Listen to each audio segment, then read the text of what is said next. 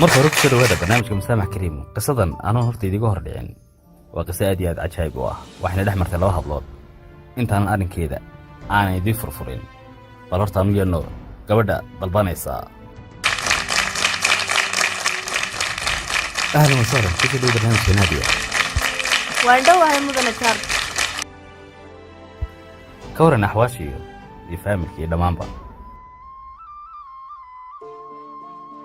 الحمد لله في عنها كورن عيالكاغي ميد leedahay wad ilmo kaliya haystaa way masajir ilmahaagu 4 sano ay jirtay 4 sano jirtay Nadia qisa kala dhex martay iyadii saaxiibadeed Faaduma waa inaftideed ruma Nadia waxay ahayd mid ku nool guriga Faaduma halkee guriga Faaduma ay ku noolay Faaduma xasbeed waxana la nooleed ninkeeda Faaduma ninkeedii waxa cajab gelisay uuna ka helay gabadhii Nadia oo inaftideed ahayd Faaduma iyaduna sidoo kale way ka heshay khiyaanad ugu weyneed ayaa ka dhacday meesha Faaduma ninkeedu wuxuu Nadia ku dhex qabay 2 sano gurigii Faaduma si tuuganimo oo qarsoodiya muddada sida qarsoodida uu ku qabay gabadhan xaaskiisii rumaad may ogaan sanad kadib Faaduma waxay soo ogaatay in inaftideed oo ah gabadhu aftigeed dhalay baa soo ogaatay qisadan iyo sheekadan ay inaftideed ku sameysay khiyaanada ah dagaal baa ka dhacay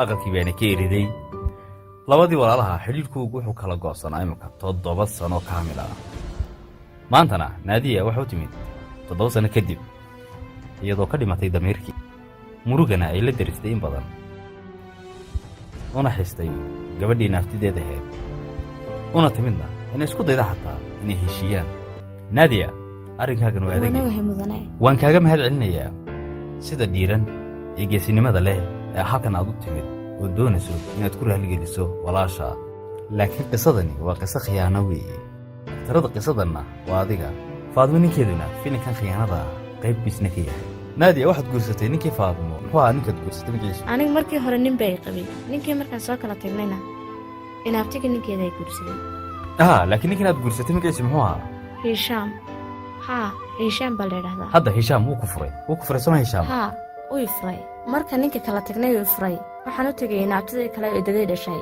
iyana way soo iriday waxaana igu tiri reerihii horaad dhibkaaga ku soo diisay anigana igala maqal iyana waqtiga iska lumin dadkana iyana waqtiga ka lumin arooskii hore aad soo martay sidoo ku dhamaaday adigu waxaad guursatay Hisham imaka Hisham uu ku furay sida ma ana noolahay sida laysan furay hadda waxaad la nooshay qoyskiina Soomaa hadda adigu waxaad u timid maxaad ka filaysaa Faaduma se maxaad ka rabtaa waxaan doonayaa inaan heshiino in badanna waan isku dayay inay cafiso weynayga diiday xitaa waxaan isku dayay inaan telefoon kala hadlo oo aan raali geliyo taasna way iga diiday waana ku guuldareystay waxaan halkan u imiday inaan wixii aan ku sameeyay ka raali geliyo waan cafis weydiisto anigu waxaan noqday qof dhib badan la kulmay oo inaabtidii ku waayay qoyskii oo dhan yacni faamilkii kala fogeysay dhibaatada dhacdeed waxaan doonayaa markaa inaan dadka dhan hortooda ku raali geliyo maxaad sidaa ula dhaqantay inaabtida waayo gabadh aqli lehna waad u egtahay suurtagal shaydaan bay idiga dhex shaqeeyay laakiin gabadhii walaasha ay ku soo dhaweysay oo gurigeedii ku keentay inaad ka dhex bilowdo gurigeeda kula habooneed adiga mise kula fiicneed may ahan inaan walaashay sidaa ula dhaqmo laakiinse shaydaan baa qaatay laakiin waan ka qoomamaynaya wixii dhacay oo dhan aniga inaabtiday way shaqayn jirtay gurigeena igaga tagi jirtay isaguna intaan iman ka hor ayuu iman jiray waana nin markaa uu iska kaysa saban jiray aniga ujeedadeedu ma ahayn inaan marna walaashay daawaco si qarsoodiyaan isku guursanay annagoo muddo sanada isqabna weliba si qarsoodi gurigaad ku wada nooladeen weliba sanad markii dambe way shakiday inay aniga isaga wax naga dhexeeyaan oo kale kadib way weydiisay anna wanda furay gurigii way ka cadhootay kadib way ka tagtay muddaan guriga ku sii wada noolayn kadib isaguna gabadhiisii uu waayay aniguna walaashay waan waayay isagana markii dambe saasaan ku kala tagnay wax u wada miyuu lahayd isaga markaa 2 carruur oo dhashay wiilay gabadh markaa way qaadatay miyaa way qaadatay gurigiina way ka tagtay aniga isagoo kaliya gurigii ku sii hadhnay adu wax ma u dhashay markaa mise horad carruur lahayd adigu may markii hore ma lahayn ee isagaan u dhalay maxaad ku kala tagteen adiga isagu markaa ninku ma buu ahayn bani wanaagsan gabadhiisii hore gabadh dulqaad badan bay ahayd oo isaga u dulqaadata duruufaha iyo nolosha adag la soo diristana iyada ayaa garab ku siin jirtay anuu sanad wax ka badan waan u dulqaadan kari waayay nin balwadlana uu ahaa oo wax kasta cabaa anigana inuu wanaagsan umaleyn maayo horta inay ku cafin doonto inaad tidaa kaloo arrinkaad samaystay arrin sahlan maaha alamadana waan u baahanahay inay walaashay ii saamaxdo. insha allah waan filayaa waanan ku rajo weynahay inay ii aqbali doonto. haa iyadu waad la qof socotaa wanaagsan adigu? waa cafinaysaa. khiyaano ayaad samaysay, khiyaano badan ayaad samaysay. maaha weliba hal khiyaano maaha, khiyaano badan ayaad samaysay. si kastaba haddaba ahaato waanaga u yeedhay maka Faadumo, balan eegno inay aqbasho codsigeena.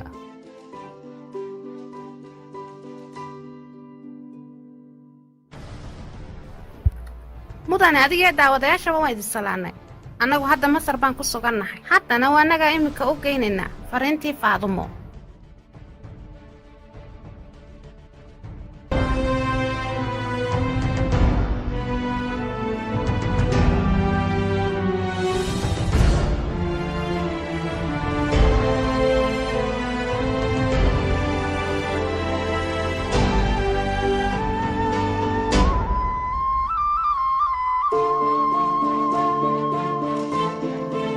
waan ku salaamay Marwa. soo Faadumo adigu ma tiid? haa 29 jira sidanahay. naga aqbal codsigana. waxaan kaaga wadnaa George Gardaahi. waxaanan filaynaa inaad ogolaan doontid. qisadan maanta idin haynaa san hore idinku soo sheegnay waa qiso khiyaano ah. Naadiya oo khiyaantay naftideed waxay doonaysaa inay raali geliso walaasheed muddo ay kala maqnaayeen oo imika ah 7 sano. naadiya waxay ahayd gabadh la nool walaasheed Faadumo waxay ahayd gabadh xaasleeya. naadiya waxay samaysay cilaaqaad la samaysay ninkii Faadumo naftideed ahayd. si qarsoodiyana way isku guursadeen naadiya iyo ninkii Faadumo. sheekadu waa sheeko aad isku dhex yaacsan laakiin waad fahmi doontaan. bal horta sheekada ku dagalno Faadumo stuudiyaha banaankiisa joogtaa bal aanu yeerno hala soo dhaweeyo haddaba Faadumo.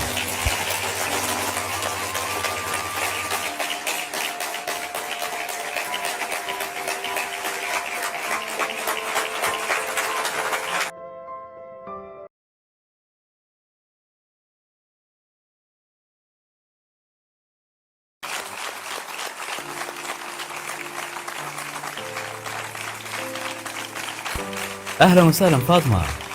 سولو فاطمة. ودواي وما صنتاي. ما شاء الله aad iyo aad ku soo dhaweynaya.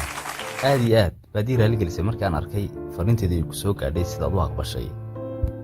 ma diidi karin mudane anigu taageerahaagaan ahay. laakiin imaad weydiin si wuxuu jiraan. soo aad baan u dhawaay. kulay mar labaad iyo mar saddexaadba. iga waran xaaladda. waa wanaagsan anagu. waana faraxsanay maanta inaan kula kulmay. haa waan ما iska شاء الله faraxsanay. gabadh aad iyo aad farxaanad u ah baa tahay. Fatuun iga waran warkaaga. alxamdulillaah. caadi waa buu wanaagsan labadeena yaa. imsaad carruur leedahayna. waxaan leeyahay wiil iyo gabadh. xanaan iyo ciid. midna waa 6 jir ciidna waa sanad iyo badh. maasha allah sanadii badha. ninkaaga inteebaad kala maqantiinna. anigu markii hore waa lay qabay 6 sana lay qabay. بعدين waa kala tagnay ninkaygii. kadibna nin kale aan guursaday. ها laakiin waxaad ii sheegtay xaniin yani ma ninkii hore u dhashay. ها isagaan u dhalay. wiilkaaga ciidna ninkan dambaad u dhashay. ها ilaahay kuu daayo. آمين Waad إلهي faraxsan tahay. دايو. maasha allah wejigaaga farxad iyo مدني soo dhaweyn maxaan u fiican farxi waayey weligeyba waa ku taageeray maantana waa ku hor fadhiya Aad anigu ugu gebigeyga waa mahadsantahay. kala batay marka barnaamijkaaga iigu yeedhay.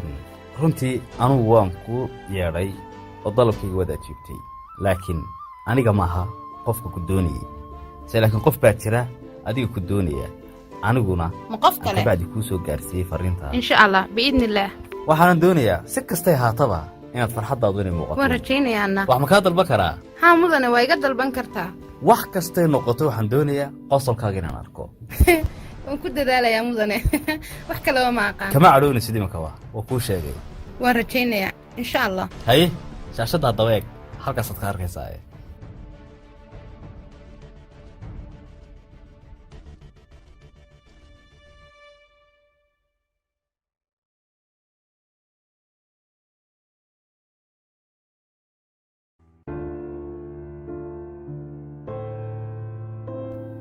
mudane anigu haddaan moodayo uma imaadeen barnaamijkanba inaan naagtan maya arkayo. laakiin saan iskuma anigu nogeyn. adiga markaan ku arkay waan faraxsana laakiin iyada araggeeda kuma farxi karo. tani way dhacdaa dadku lama filaan bay ku noqotaa waxyaalaha qaarkood waa inay naxaan. anigu intaa inka badan ma sii fadhiyi karo iga raali noqo mudane. maya Faatma Waan iska aniga tegayaa. martideedaad tahay oo farxaanadaad hayd waan ahaa farxaamad. maya oo ku soo kaaya idhigaysa Faaduma. Faaduma ilaahay boog aniga dhibtaan ka soo maray waxay ku samaysay. taas waa laga soo gudbay Soomaa. taasoo hore lama soo dhaafin. imanka adigu nolol fiican baad gashay, nin kale aad guursatay, maasha Allah. barwaaqad ku nooshahay. waxaad haysataa wiil cid la yiraahdo. gabadhani way noo sheegtay qisadu sida u dhacday. mudane anigu inankayga maalin dhaweyd baa qalliin ka soo saaray. iminkana istuudiyaa xaggiisa saru taagan yahay. anigu adigaa ku imid haddii aan isleeyay gabadhanaad kaaga soo horbaxaysana ma ku imaadeen mudane iska kayfa sax ma imaadeen anigu. bes Faaduma kuma raajinayo bes oo inta badan jooji. sidii waxu jiraan ku raajin maayo. fariintay ku soo dirtay ayaan ku akhrinayaa. umaciiday fariintay ku soo dirtay baan ku akhrinayaa kugu raajin maayo. marka aad unbaa go'aan ka gaari doonaa.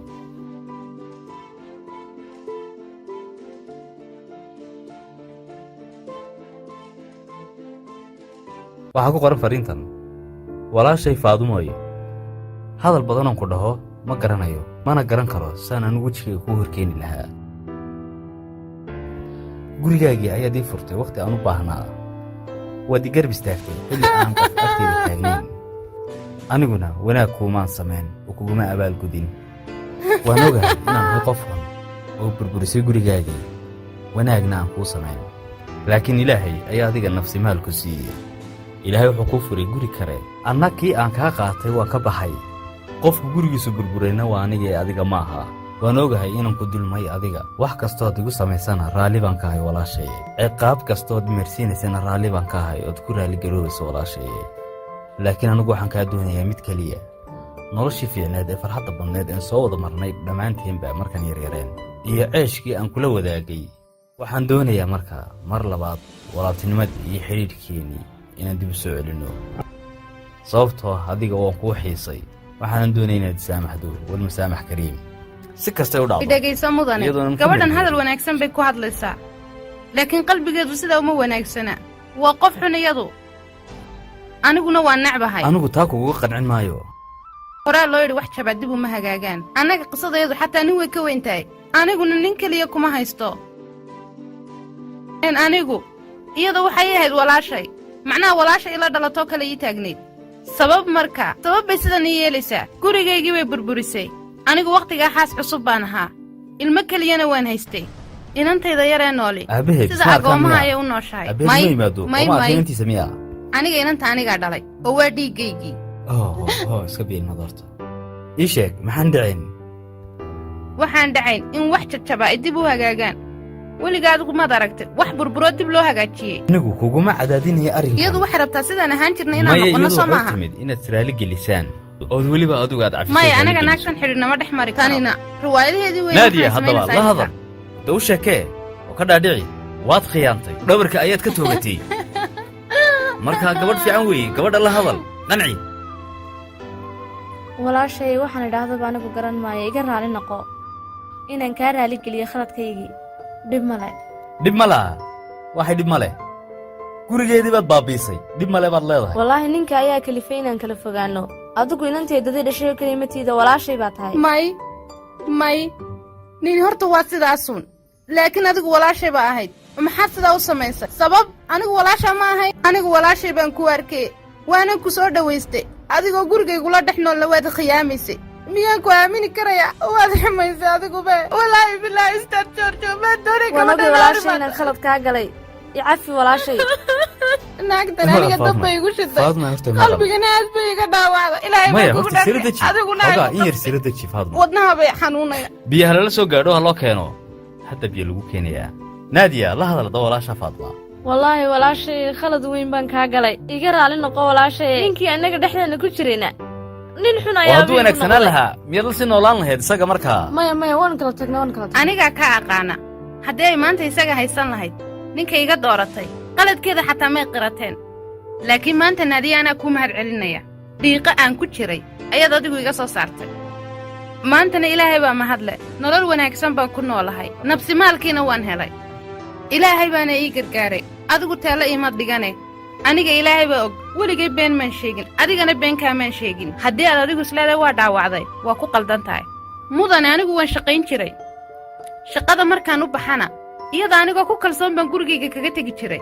waxaanan u haystay walaasha inay tahay waan ku kalsoonaa hal marna kamaan shakiyin isagu waa nin wuxuu doonaba ha sameeye iyada halkay geysay walaaltinimadii iyo aaminaadaan aaminay iyada 20 sano in ka badan baan la noolaa oon ceesh iyo milix ahayn isaga shalay baan bartay xumaantu doonaha igu sameeyo anigu dhibane ayaan ahay aadna waad ii dhaawacdeen labadiinnu cidii dareentayna may lahayn dadku waxay igu odhan jireen naag lama soo dhawaystay ha soo dhawaysan anna sankaan u taagi jiray markaasaan odhan jiray waa walaashay miyaa xumaan igu samayn karta waxaan maqli jiray naag shisheeya ninkaa la bixi karta laakiin weligays ma lahayn walaashaabaa ninkaaga kaala bixi karta oo damcaysa carruurtaada aabbahood markii ay taasi igu dhacdayna waxay igu kaliftay inaanan cidnaba aaminin qofnana aanan soo dhawaysan wanaagaygiiyo furfurnaantaydii horena aakhirana agtasaa la weydiiya hadda gabadha halkan fadhida ii weydii sidee ayay rabtaa inay ila dhaqdo iminka anaa kuu sheegi doona oo maadaa ii sheegi doonaa sida iila dhaqmi doonto xal baan hayaa hadda way timid wayna ku raaligelisay ina saamax bay ku tiri walaashay iyadoo malaayiinkaasoo dada daawanayaan waxayna kaa dalbatay inaad cafiso iyadoo hor taagan malaayiinkaa qof ee daawanaya nafteedii bay bahdishay way isfadeexaysay weliba si ay iskaga dhaqdo khaladkii ay gashay u kaadi adiga hadalkuma bannaanaad u kaadi horta hadda adiga hadduu qalbigaagu maanta weyn yahay in yaro naxariisa ay ku jirto qalbigaaga uu dhiigdiga dhexeeya adiga walaasha wixii hore waa tegeen aduu maanta naag reer laa tahay nin fiican baad heshay oo nolosha kula qaabila haa ilaahay ayaa mahadlaysiiye waxaana kula habboon wixii tegey waa tegeen ood imika iyo haatan safxad cusub aad bilowdaan oo gurigayga intaan soo geliya may weliba mar labaad ha iga soo dumisay ninkaagana weliba ha barin isoo eeg mid baan kuu sheegayaa adigu wixii aad igu samaysay anigu khayr baabaan u qaatay ilaahay baa mahadle noloshaad iga soo saartay eed iga qaaday mid ka wacan baan ku noolahay labadiinnuba dad xunxun baad ahaydeen idinkaaba istaahil isku ahaa walaal ilaahay gurigaaga iyo reerkaaga ha kuu barakeeyo waan ku baryayaa iska kaa cafi walaal may anigu mudane gabadhan cafin maayo adunbaa iska leh qof aan adiga ahan go'aanka mudane iga raali ahaw ilmahayga yaraaba xagga sare saaran isagaa iga baahi badan naagta halkan fadhida waxaaba dhici karta mudane haddaan anigu iyada cafiyo in ilaahay ilmahaygana caafimaad ii siiyo haddii aan moodaya laakiin iyadu markii hore inay halkan imanayso anigu ma imaadeen adiga dartaabaan mudana u imid mana islahayn waxaan oo kalea ku sugaya wallaahi aniga waad ii sharaftay ilaahay ku sharfay anigu iyada waan iska saamaxayaa ilaahay ilmahaygana ha ii caafiye ilaahay inankaaga ku caafiyo oo ku caafimaadiyo annaguna waanu soo ducaynaynaa soo kuma fiicna imaka inaad saamaxdo markaa haa hay hadda eeg balyada anigu naadiyey waan ku saamaxay si ilaahay ilmahayga caafimaad iigu siiyo iyo weliba jor awgey waad mahadsantahay walaal waanan kugu khaldamay walaal xaq weyn ayaad igu leedahay walaashay baa tahay